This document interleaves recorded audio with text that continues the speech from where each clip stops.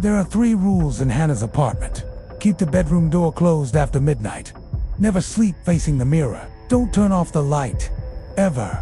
The lights had to stay on, not because Hannah was afraid of the dark, but because something in the dark was watching her back. And tonight, the bulb flickered. When Hannah moved into apartment 1 to see, it seemed like a steal, spacious, quiet, and just 3 blocks from the university. The landlord had been oddly eager to hand over the keys, barely mentioning the fact that the last tenant had left in a hurry. No forwarding address, no explanation, just gone. Probably skipped rent, the landlord had said, avoiding her gaze. It took Hannah 3 nights to notice something was off. At first it was small things. A cold draft in the hallway, even with windows closed. Her bedroom door nudging open slightly, even though she'd locked it. The mirror on the wall opposite her bed. She could swear she hadn't hung it. By the 5th night, she was leaving the hallway light on. Just a little comfort, she told herself. But deep inside, she knew it wasn't about comfort. It was instinct. It happened around 2:47 a.m. The light in her bedroom flickered once. Then went out. She sat up instantly, heart pounding, eyes straining in the sudden darkness. Her phone was dead, she remembered, forgetting to plug it in. Of course. She reached for the lamp by the bed. Nothing. She stumbled out, heart racing, bumping her shin on the coffee table, whispering, "Just a fuse, just a fuse." But when she looked down the hallway, she saw a shape at the end of the corridor. Pitch black against the blackness. She blinked. Gone. But she felt it now. That sensation, that predator feeling. She wasn't alone. The next day, Hannah asked the building maintenance guy, Mr. Callan, about the power. He looked at her long and hard, then muttered something that made her skin crawl. "You shouldn't have turned the light off." "Not in one to see. I didn't turn it off. It went off by itself." His eyes darkened. "She likes the dark," he whispered. "That's where she comes out. Always has." "Who?" But Mr. Callan just turned and walked away. Later that evening, Hannah sat in the glow of 5 lamps, all turned on, surrounding her like a fortress. But around 1:33 a.m., her TV flickered without even being on. Snowy static hissed into the room. And beneath it, she heard it, a whisper, so soft. It made her lean forward to make it out. It wasn't English, it wasn't even human.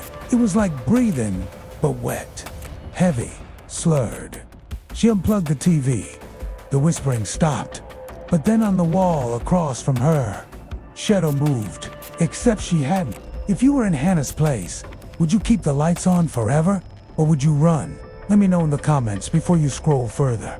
Because what happens next will make you think twice. She tried to sleep.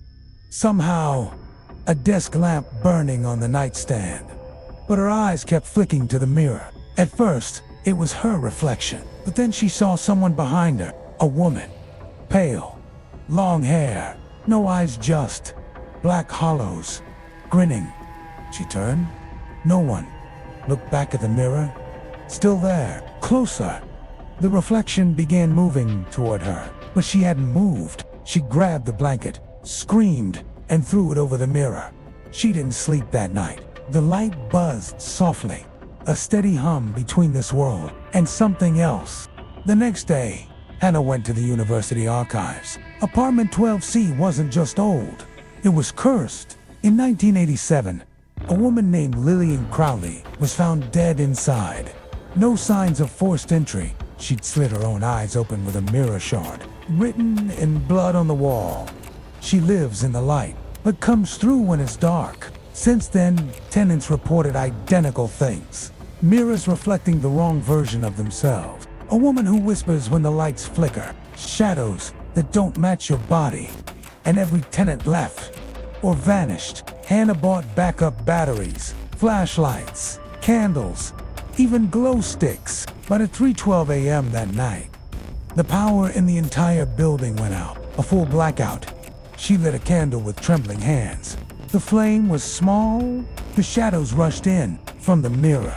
She heard the first knock, then a second, then the lights from the hallway turned on. But no one was there.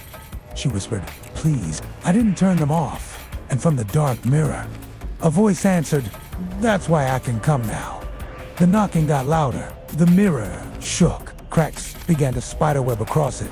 She tried to run, but the floor turned cold stick. Looking down, her feet were in water, but not real water. It was black, like liquid shadow. And from that pool, hands rose, hands with no skin.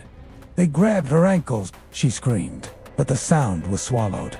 As if the room itself didn't want her to be heard, she tried to reach the light switch. Her fingers touched it, but the voice in her head shrieked, "Don't turn it on now. It's too late." Hana woke in the hallway. The lights were on. The mirror was gone. Everything seemed normal almost. Except now, the shadows no longer followed her movement. They moved on their own. And every night, no matter where she went, every light bulb near her began to flicker around 3 a.m., as if something was trying to come through. Now you know the rule. If you're alone right now, and the lights start to flicker, don't just sit there. You must choose. Turn them off, and see what she wants. Or keep them on, and let her watch either way. She's already behind you.